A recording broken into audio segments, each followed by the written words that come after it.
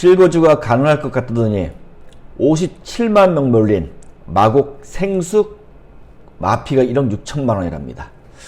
자, 생활용 숙박시설 얘긴데 참 말도 많고 탈도 많은 부동산입니다. 그럼 내용을 정확하게 알아보도록 하겠습니다. 발음도 안 되네. 7만 명이 몰린 마곡 생숙 마피가 1억 6천만 원이래요.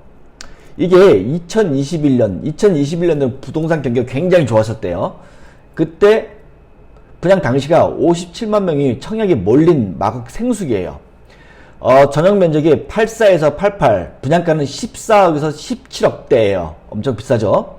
지금 같으면 뭐 상상도 못한 금액인데, 현재 계약금 포기한 매물들이 지금 나오는 중이래요. 당연히 나올 수밖에 없죠.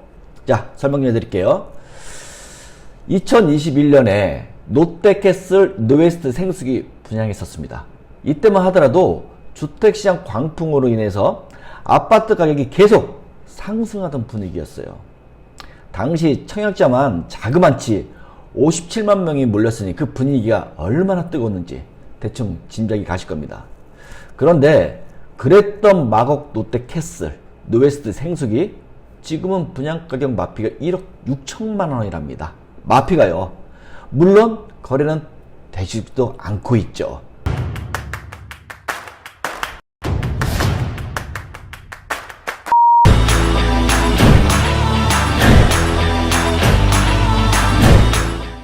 그때 당시 2021년 인기가 있었던 이유, 실거주가 가능할 것이라 판단을 했어요. 실거주 가능하다고.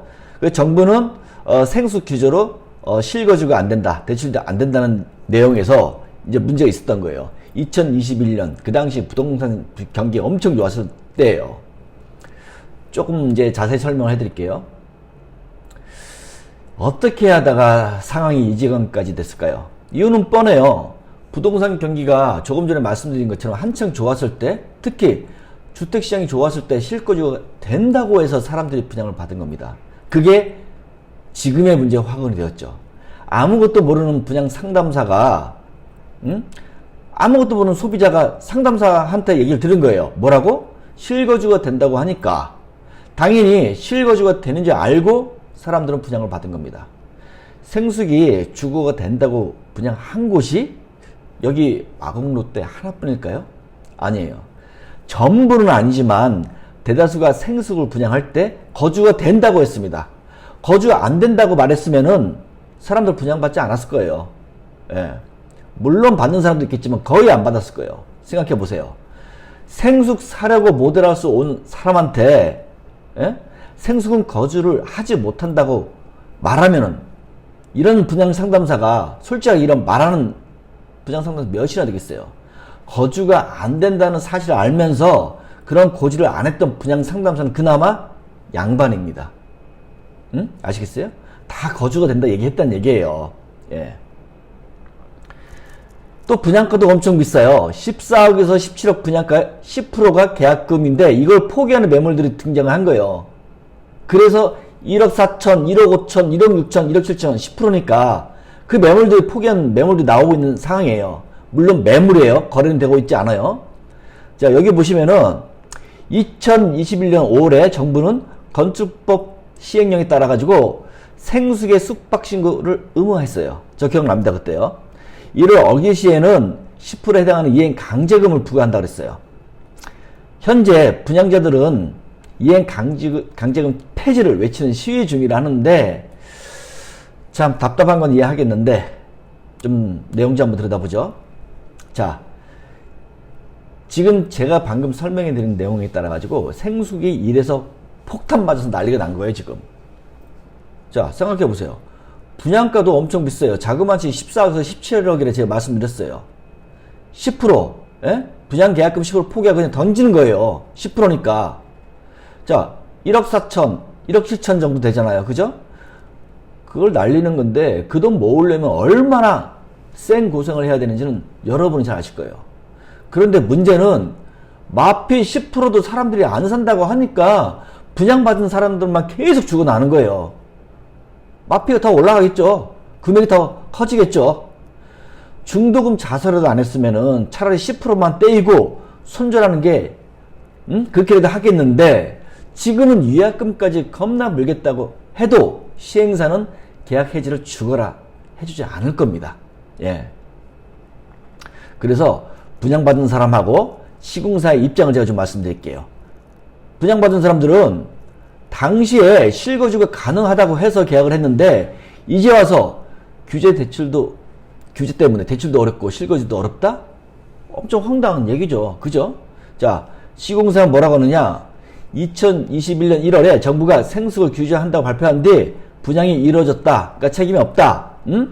주택용도 불가하다는 사실을 공고문에 표기했고, 위반 시 강제금을 부과한다는 내용의 확약서도 받았다. 이게 시공사의 입장이에요. 설명해 드릴게요. 분양자는 당연히 엄청나게 억울할 겁니다. 분양 받았을 때와 달리 지금은 규제 때문에 대출도 안 되고 실거주도 안 된다고 하니까 기절초풍한 겁니다. 에? 실거주도 안 된다는 것도 커요.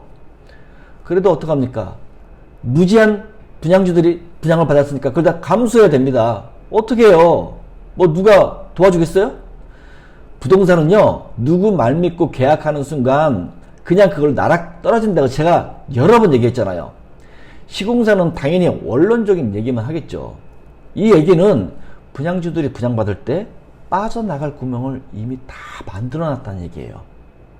아마 보이지도 않는 쬐끄만 글씨로 주택 용도 불가, 뭐 사용 불가, 뭐 이렇게, 또 위반 시 강제 이행 강제금 불가, 이런 내용의 확약서를 이미 분양주들한테 받아놨어요. 언제 받았냐고요? 분양 받을 때 대부분 다 받아놔요. 분양 받을 때요. 그러니까 시공사는 자유로울 수밖에 없는 거예요. 마치 산속에 사는 자연인처럼 자유로워요. 그리고 아주 중요한 사실은요, 시공사가 분양한 게 아니잖아요. 어딘지 모를 분양 대행에서 대행사에서 대응을 맡았고, 또 그 밑에 있는 프리랜서인 분양 상담사들이 분양을 한 것이기 때문에 책임을 묻기도 힘듭니다. 분양 상담사들의 과대 설명은 하루 이틀 일이 아니잖아요. 예? 자, 그래서 실거주가 가능하라면은, 자, 생수를요, 오피스텔 용도로 변경하면 돼요. 말은 쉽죠? 지구단위 계획 변경 및 계약자의 100%, 입주 완료 단지의 80%가 동의가 필요하대요. 여러분, 이게 현실적으로 가능할 것 같으세요? 이게 현실적으로 겁나 어렵고 거의 불가능한 얘기입니다. 이제 이유를 설명해 드릴게요. 생수를 오피스텔로 변경하면은 주택수로 포함 됩니다. 그럼 이미 주택을 가지고 있는 분양주는 반대할 가능성이 아주 높습니다. 그런데 계약자 100% 또는 입주한 단지 사람들의 80% 동의를 해야 한다고요? 이거는 달걀로 바위치기는 꼴이라서 시행사도 절대로 관여하거나 끼어들지 않을 겁니다. 어차피 안 될 걸 그들은 아니까요. 괜히 나서가지고 주접 떨다가 시행사가 책임지라고 독박 쓸 수도 있으니까 긁어서 부스럼 만들지 않으려고 하는 거예요. 그냥 욕을 조금 먹고 그냥 모르고 사는 게 시공사의 입장에서는 최고의 베스트입니다. 마곡 롯데캐슬 느웨스트 분양주들은 정신적으로 지금 아주 힘들다는 게 느껴집니다. 앞으로 선의의 피해자가 발생하지 않으려면 본인 스스로가 잘 체크하고 판단하는 것 외에는 현재로서는 답이 없습니다. 오늘 영상 여기까지 하겠습니다.